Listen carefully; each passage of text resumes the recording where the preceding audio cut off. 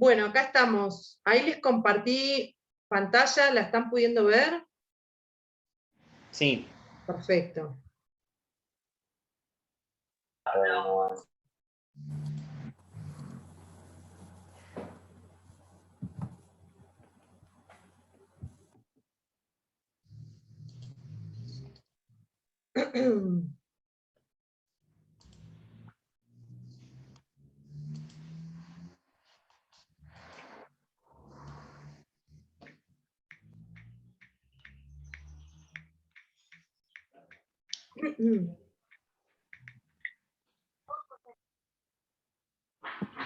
Bien.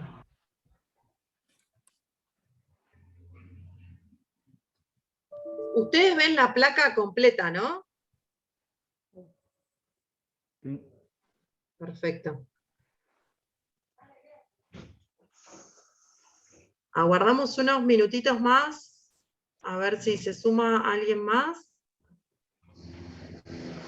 Y arrancamos.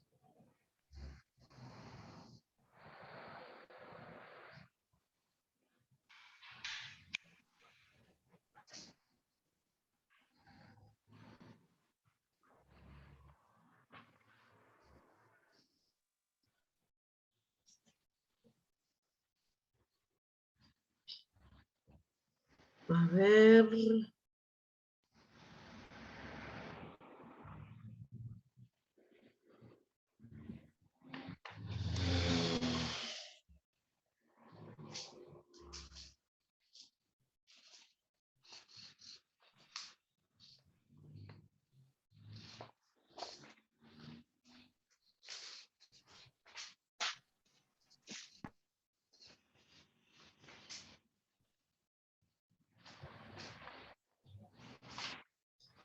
Estas filminas que vamos a ver son cuatro o cinco plaquitas, creo que son 4. Después las subimos a la clase, ¿sí? Y lo mismo con el Zoom. El Zoom lo grabamos y después lo subimos a la clase, ¿sí? Así que ustedes que tienen un grupo de WhatsApp, para quienes no hayan podido sumarse, recuerden que después pueden ver este encuentro en la clase.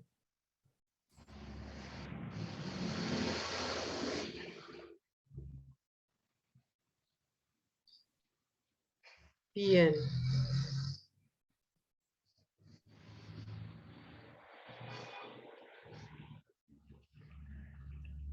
Bueno, como estábamos hace un ratito charlando, la idea es que podamos ver, espérenme un segundo, pues esto, ahí está.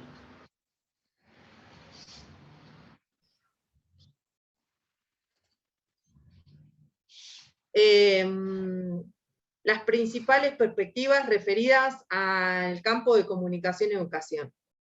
Esto que vamos a estar trabajando es lo que aparece en la clase 2, en el PDF de la clase 2, que tiene que ver con contextualizar cuándo surge el campo de comunicación y educación y sobre todo cuáles son los objetivos que tiene este campo, los objetivos políticos, desde una mirada compleja con la perspectiva de género, y el abordaje del campo en relación a los reduccionismos que a veces se hacen presentes en la práctica del campo de comunicación y educación.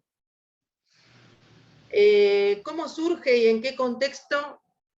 A ver, aguárdenme un segundito. A ver si no quedó nadie.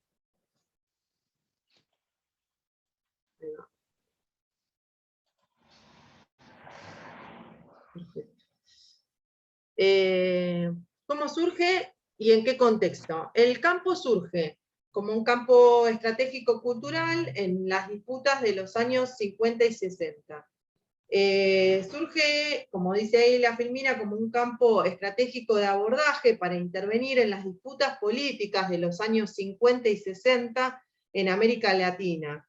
En lo educativo, en ese contexto, se presentaba una tensión entre los valores capitalistas triunfantes en la Segunda Guerra Mundial, aquello que tiene que ver con los valores de la modernidad, y los movimientos políticos sociales que buscaban recuperar tradiciones avasalladas por la conquista española, ¿sí?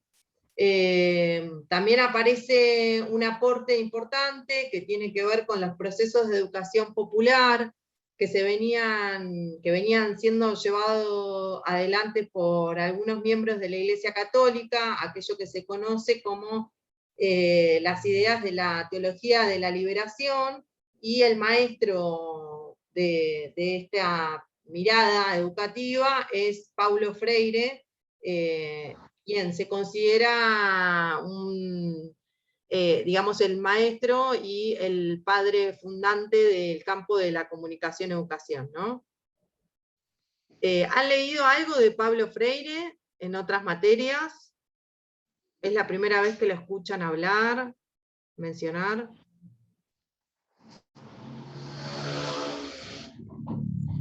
Nunca leí nada completo, pero no es la primera vez que lo escucho así. Bien. Bueno, en esta materia vamos a leer algunos textos de Paulo Freire que nos van a servir para pensar lo educativo desde una pata que no responde a la idea hegemónica o tradicional que tenemos pensada en relación a qué implica generar un proceso educativo y cuál sería el rol de la persona que forma, que aparece en ese proceso, en esa práctica como educadora, y de la persona que está como educanda, diría Paulo Freire, ¿sí? Así que es un autor que lo vamos a leer tanto en el teórico como en el práctico, ¿sí? Después tenemos a Jorge Huergo, que fue un docente de la facultad nuestra, y es el padre fundacional, digamos, acá en Argentina, de este campo, y este docente, bueno, para nosotros es un referente. Hay muchas de las docentes, tanto Florencia Cremona como Eleonora, que se han formado con él. Jorge Huergo falleció no hace tanto tiempo, hará 4 o 5 años, y fue una pérdida muy grande desde lo afectivo para quienes tenían un vínculo con él, y en lo que tiene que ver con la construcción de conocimiento académico en el campo, realmente se generó un vacío en este campo porque él iba como allanando el camino sobre los objetivos que este campo se proponía.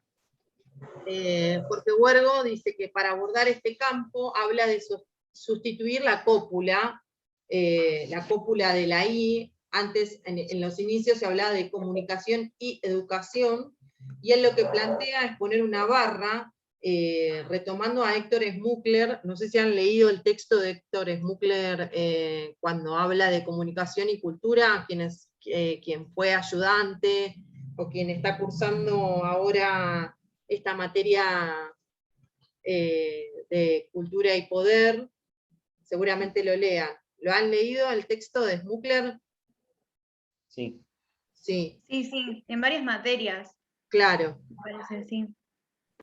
Bien. Bueno, la idea es, esa propuesta que hace Héctor Schmuckler, la retoma Jorge Huergo para hablar de suprimir la I y pensar en la barra, para pensar en un campo que sea único, ¿sí? No generar, o como dice acá en la filmina, para significar la imposibilidad de su tratamiento por separado, ¿sí?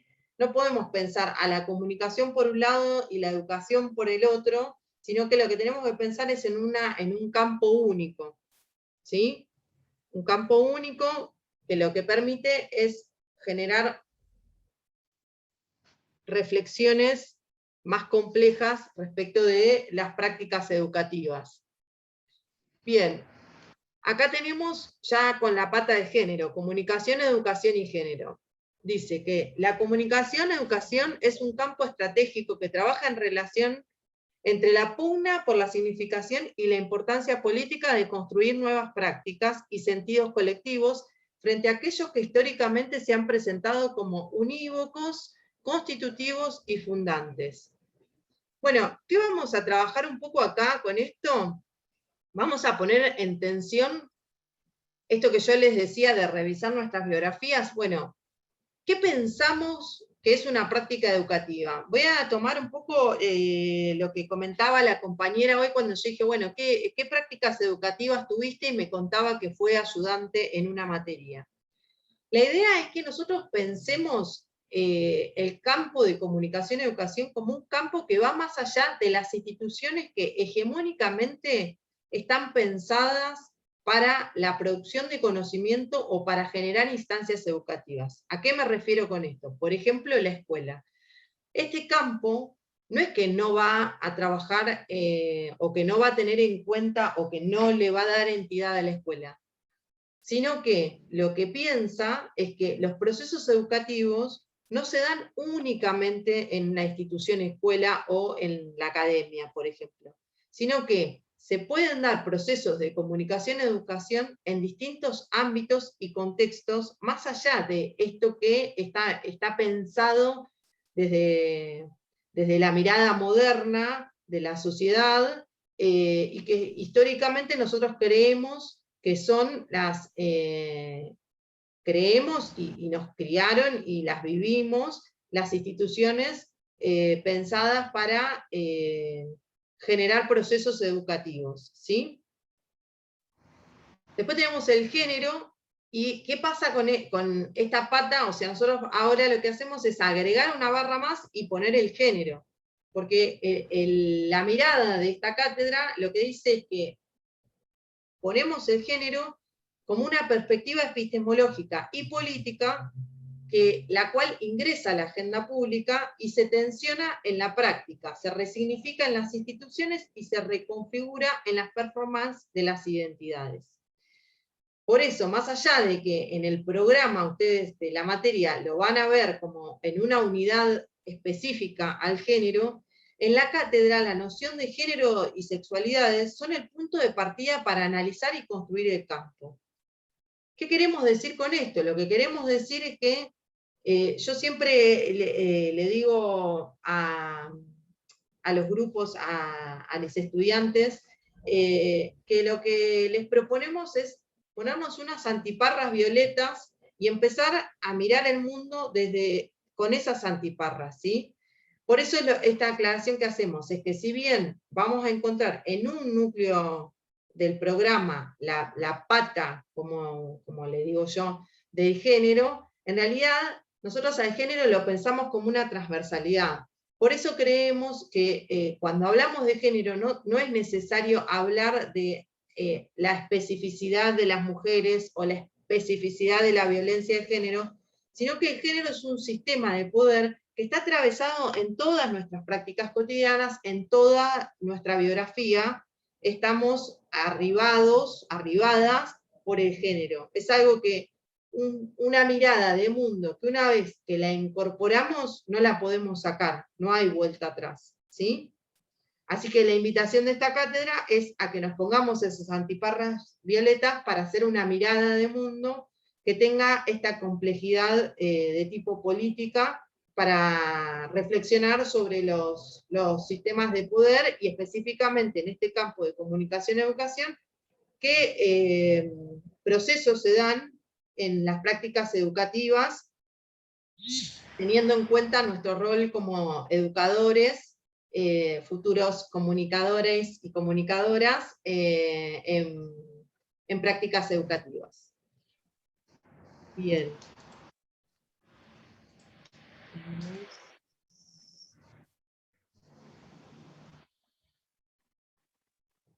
Ay, esperen un segundo. Entonces, ¿cuáles son los reduccionismos del campo? Un poco ya lo fuimos trabajando con las placas anteriores, ¿no? Esto que aparece acá como muy chiquitito y medio a modo de listita, de checklist, como muchas listas que hacemos en nuestras vidas, es algo que lo vamos a ir trabajando a lo largo de todo el cuatrimestre, y tiene que ver con el objetivo, con el propósito que se plantea en la elaboración del trabajo final, ¿sí? Que es abordar algún proceso educativo ampliando esta mirada. ¿Qué dice esta lista de los reduccionismos del campo? Las prácticas educativas y experiencias educativas solo tienen que ver con las instituciones formales. Esto que les mencionaba hace un rato, la escuela y la universidad. Esto es un reduccionismo del campo, ¿sí? Porque es necesario que nosotros ampliemos la mirada para pensar que en un montón de espacios que nosotros transitamos, que no son espacios pensados específicamente para realizar procesos educativos o de construcción de conocimiento, también se dan prácticas educativas. Un ejemplo que solemos poner acá, que por ahí ya es medio viejo, no sé si alguien vio la película 9 Reinas de Darín y Gastón Pauls. ¿La vieron? Sí, sí. Bueno, en esa, si no la vieron, les invito a verla, ya es medio con nota mi edad. Hay una escena en donde Darín sale con Gastón Pauls a la calle y le empieza a mostrar cómo se da en la vía pública distintas prácticas de robo, hurto, bueno, de robo y de hurto. Y le va diciendo de qué manera, cuáles son los modos de robar que tienen las distintas personas, ¿sí? En esa escena, para nosotros se grafica esta idea de que una práctica educativa puede ser no siempre en concordancia con los valores morales que tiene la sociedad actual, ¿sí? Ahí se da una práctica educativa. Darín le está generando un proceso de interpelación a Gastón Pauls, no me acuerdo de los nombres de los personajes, en donde le va diciendo, mira acá, fíjate allá, mira esto, mira qué pasa acá, y se genera un proceso de interpelación respecto de una práctica que moralmente, socialmente, no es reconocida como positiva, pero sin embargo no deja de ser una práctica educativa. O, por ejemplo, lo que se da en la esquina de un barrio cuando se juntan los pibes, las pibas a tomar una cerveza. Ahí también se da una práctica educativa. Entonces, es importante que empecemos a elaborar estos reduccionismos para pensar cuáles fueron en nuestras biografías instancias educativas por las que nosotros transitamos, a veces como educadores y otras veces como educandos. Cuando me refiero a educadores no me estoy refiriendo solamente a el rol de educador reconocido, educadora reconocida en una institución como puede ser la universidad o la escuela. Me refiero, por ejemplo, a quienes tienen hermanas, hermanos, primos, sobrinos, y que han tenido algún proceso de interpelación con esas personas. Bueno, ahí ustedes tuvieron un rol de educadores, de educadoras, y no estuvieron, digamos, no están reconocidos o amparados por la hegemonía de una institución, pero sin embargo se generó ahí un proceso educativo. La otra punta que nos tira es esto de la comunicación en relación a pensarla solamente a lo mediático o lo tecnológico, ¿sí?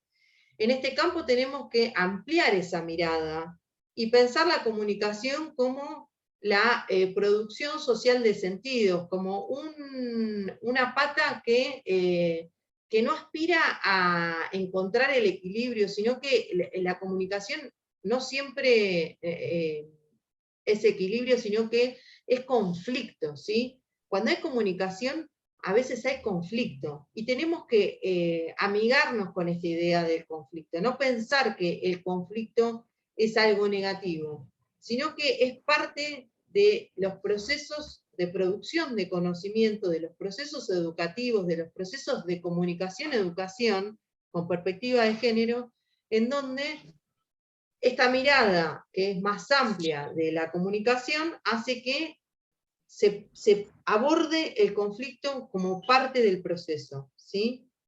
no se niega, no hay que tener una mirada negacionista de la comunicación, ¿sí? Después tenemos el otro punto, que es lo educativo como un proceso o una acción aislada de cualquier condicionante histórico, social y cultural. Existen valores correctos positivos. Esto tiene que ver con lo que les comentaba recién de aquellas prácticas educativas que históricamente, contextualmente, son reconocidas como valores positivos o correctos. Bueno, hay que correrse esa mirada, incluso desde la mirada de género, ¿sí? Digamos, tenemos que tratar de, este campo, un poco lo que nos propone es empezar a ser un poco más políticamente incorrectos desde aquella mirada tradicional que teníamos respecto de la comunicación, la educación y el género, ¿sí? Para poner en tensión esos saberes que veníamos asimilando y pensar en la complejidad que este campo nos propone para hacer lecturas de mundo. Y el último punto es el género, pensado como una determinación biológica que está directamente asociado a nuestro sexo, ¿sí? El género es mucho más que eso, es un sistema de poder que nos permite visualizar ciertas desigualdades que en nuestra sociedad están ligadas a nuestra percepción sexo-biológica y nuestras identidades de género que construimos, y en base a eso se determina cierto sistema de poder en donde aparece la desigualdad, ¿sí? Una mirada de género más compleja, en donde nosotros también pensamos en la raza y la clase, ¿sí? No es solamente esta cuestión sexogenérica, sino que además aparece un atravesamiento de la raza y la clase, ¿sí?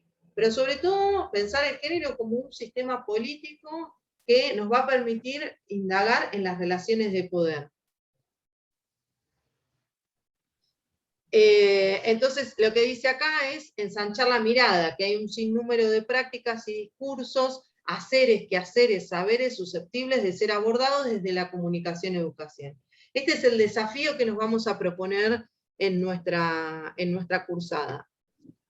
Y para ir cerrando, en síntesis, decimos que la educación va más allá de las instituciones formales y de los valores que son considerados como positivos en relación a los contextos, que hay prácticas educativas en la tele, en las redes, en los clubes, en la militancia. Yo agrego acá, soy una fan de los memes, hay prácticas educativas, hay procesos de interpelación. La comunicación que va más allá de los medios y las tecnologías, más allá de las perspectivas de consenso, de contrato, de la eficiencia. La comunicación es opacidad, es conflicto, es producción de sentidos, ¿sí? Y el género, que no hay nada del sexo biológico que determine nuestro género. El género no se reduce a los problemas de las mujeres y las diversidades. El género se asocia directamente al poder, ¿sí? Bien. Bueno, con esto cerramos. Esperen que voy a... Ay, no, me confundí. Cerrar acá. Dejar de compartir.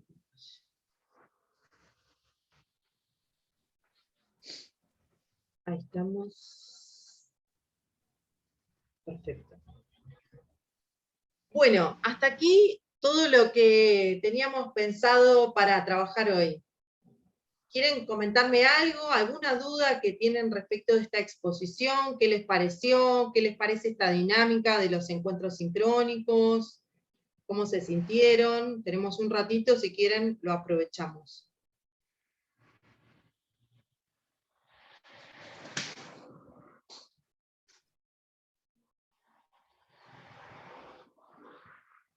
Bueno, la idea también es que, hoy hablé una bocha yo, la idea es que también usemos estos espacios para que ustedes tomen la palabra.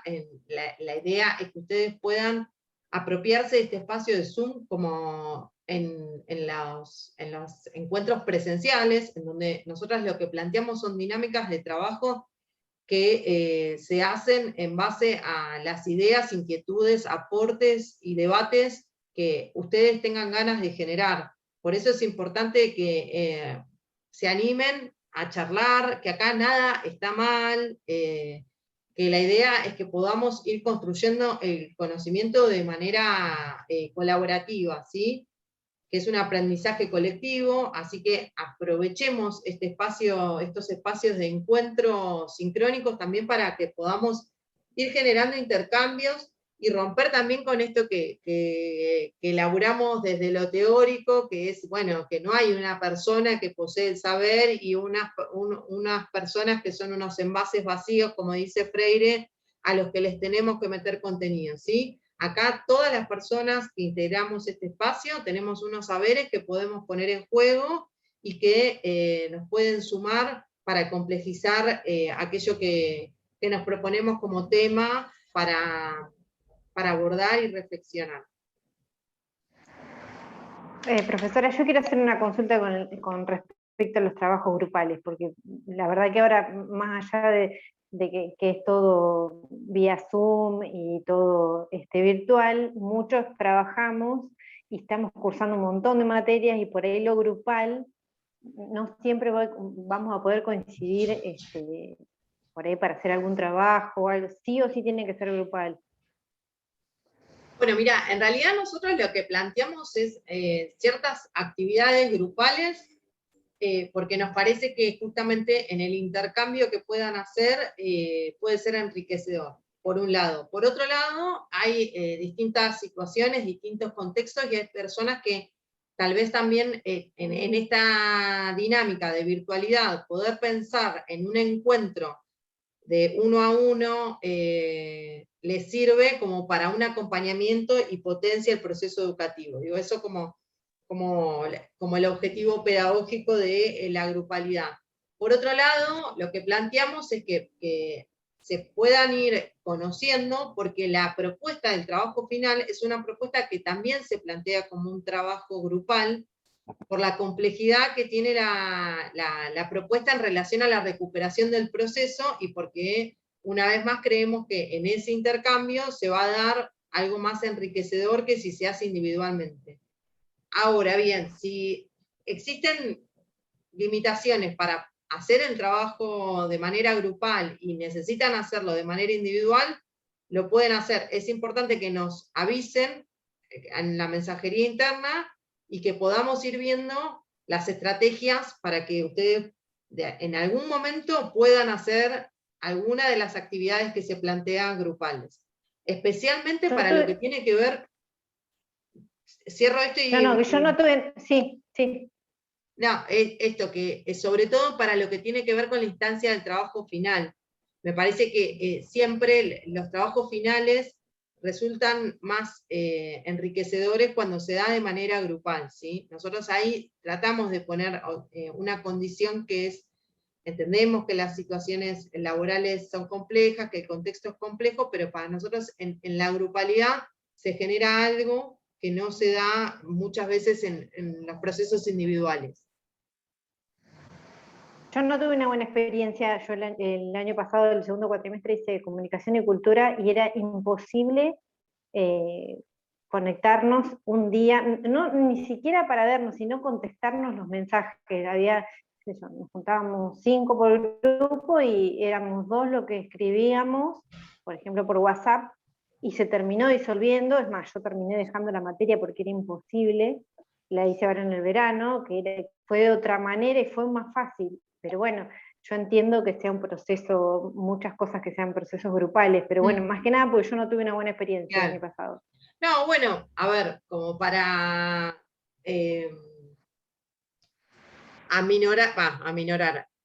Yo te cuento la experiencia que tuvimos. Yo di clases en el primer y segundo cuatrimestre y en las 2 materias propusimos trabajos grupales. Nosotras lo que hacemos es avisar desde el inicio que la propuesta es grupal, justamente y pautamos, planteamos esto del contrato pedagógico y planteamos cuáles son las condiciones, justamente para que cada uno sepa cuánto tiempo requiere la cursada de la materia, ¿sí?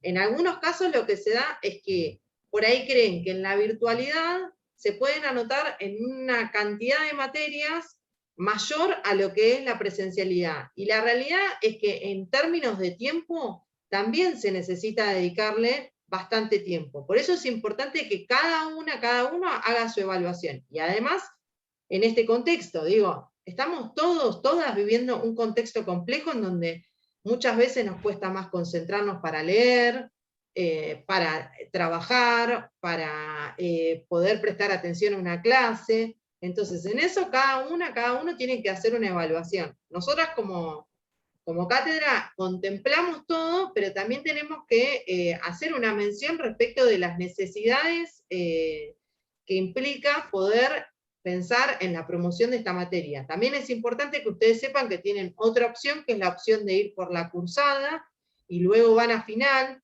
que es algo que muchas veces los estudiantes no lo tienen como posibilidad. Digo porque yo cuando fui estudiante me servía que me digan las condiciones de antemano para yo después poder organizarme y decir, bueno, yo tengo todo, o sea, tengo la facultad, el trabajo, la vida social, el ocio, bueno, y ustedes después se organizan, ¿sí? Nosotras estamos abiertas al diálogo y justamente a que nos digan si vamos encaminadas, si no vamos encaminadas. La idea es justamente que nos puedan ustedes también hacer un ida y vuelta. Y respecto de la grupalidad, lo que yo te puedo decir es que la experiencia que hemos tenido es que han salido buenos trabajos, han salido buenos intercambios. Nosotros ponemos el número de 4, pero por ahí si quieren hacerlo de A2, de A3, también está bien. Me parece que está bueno que puedan pensar en unirse con alguien que tenga más o menos un horario una vez por semana de 1 hora, de 40 minutos, como para que ustedes puedan llevar adelante el intercambio por fuera de lo que es el horario de la cursada. Esto lo planteo porque por ahí en esta primera actividad ustedes ya pueden generar un grupo que les sirva para las distintas actividades que se van a ir llevando a cabo, incluyendo el trabajo final. ¿Sí? Pero lo vamos charlando, ¿sí?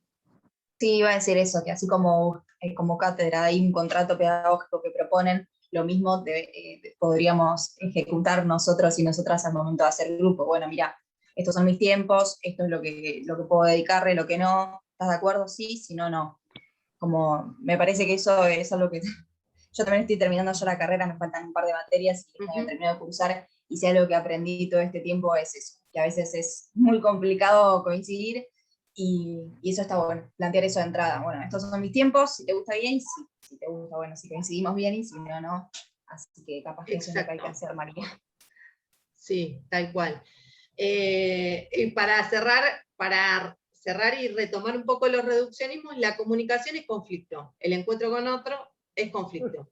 Tenemos que ahí poder sortear eso, y si no, recuperarlo para nuestro proceso, ¿sí? Es importante que tengamos en claro esto, que lo pongamos en juego, digo, por eso, van a ver que siempre vamos a poner en juego todo lo teórico en la praxis, ¿sí? Y que acá la pregunta que me están haciendo es si yo voy a organizar los grupos, y no, claramente yo no voy a organizar los grupos. Ustedes se van a organizar justamente para que puedan armar sus propios contratos pedagógicos, y dentro de me quedan 5 minutos. Dentro de la clase 3 van a encontrar el recurso de tareas, van a encontrar un instructivo para cómo trabajar sobre ese recurso, y van a encontrar la clase, el PDF de la clase y el texto de Boaventura de Sousa Santos, ¿sí?